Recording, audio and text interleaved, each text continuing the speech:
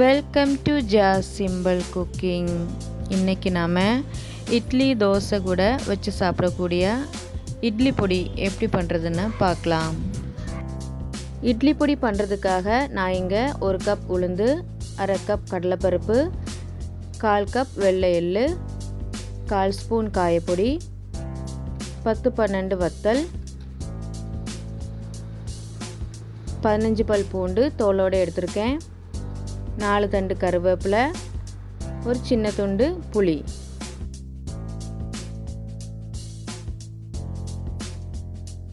அதுக்கப்புறமா தேவைக்கேற்ப எண்ணெய், தேவைக்கேற்ப உப்பு. முதல்ல ஸ்டவ் ஆன் பண்ணி ஒரு கடாய் வச்சுக்கோங்க. அதில் 1 ஸ்பூன் எண்ணெய் சேர்த்துக்கோங்க.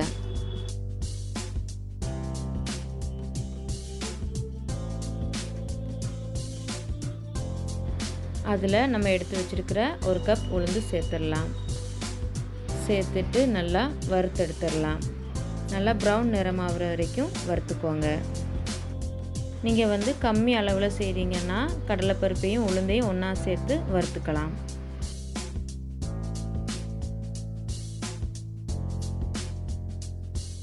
இப்போது உளுந்து நல்லா வறுபட்டுடுச்சு. இப்போ நம்ம இதை ஒரு பாத்திரத்துக்கு மாற்றிடலாம்.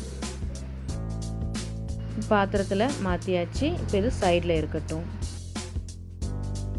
இப்போது அதே கடாயில் 1/2 ஸ்பூன் எண்ணெய் சேர்த்துக்கோங்க. அதில் எடுத்து வச்சுருக்கிற கடலைப்பருப்பை சேர்த்துக்கலாம்.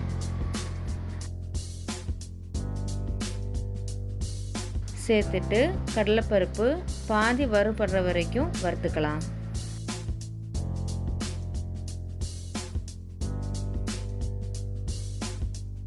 இப்போது கடலைப்பருப்பு பாதி போல் வறுபட்டுடுச்சு. இப்போ நாம் இதில் எடுத்து வச்சுருக்கிற வெள்ளை எள்ளு சேர்த்துடலாம். சேர்த்துட்டு ஒரு 2-3 நிமிஷத்துக்கு நல்லா வறுத்தெடுத்துடலாம். இப்போது எள்ளு சேர்த்து நல்லா வறுத்தாச்சு. இப்போ நாம் இதில் எடுத்து வச்சுருக்கிற வத்தல், பூண்டு ரெண்டையும் சேர்த்து நல்லா வறுத்துக்கலாம்.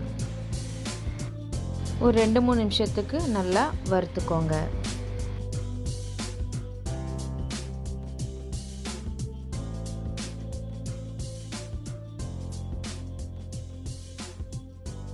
இப்போ பூண்டும் வத்தல் நல்லா வறுபட்டுடுச்சு. இப்போ நாம் இதில் கருவேப்பிலை சேர்த்துக்கலாம்.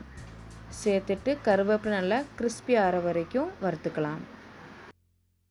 கருவேப்பிலை கொஞ்சம் வறுபட்டதும் அதில் புளி சேர்த்துக்கலாம். சேர்த்துட்டு 1 நிமிஷம் வறுத்துக்கலாம்.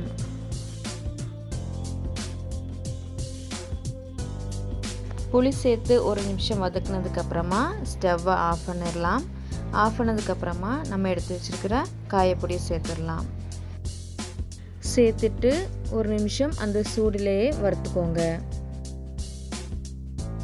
1 நிமிஷத்துக்கு அப்புறமா நம்ம இதை ஏற்கனவே நம்ம வறுத்து வச்சுருந்த உளுந்தில் சேர்த்துடலாம். சேர்த்துட்டு இது நல்லா ஆற விடலாம்.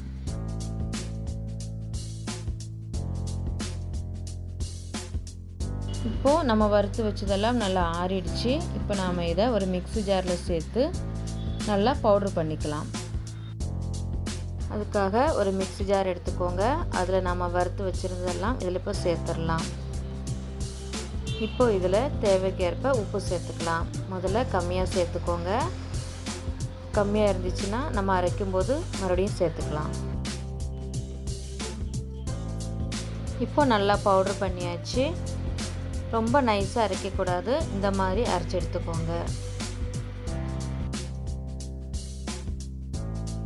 அவ்வளோதான், நம்ம இட்லி பொடி ரெடி ஆகிட்டு. இந்த வீடியோ உங்களுக்கு பிடிச்சிருந்தா லைக் பண்ணுங்கள், ஷேர் பண்ணுங்கள், மறக்காமல் சப்ஸ்கிரைப் பண்ணுங்கள். தேங்க்ஸ் ஃபார் வாட்சிங்.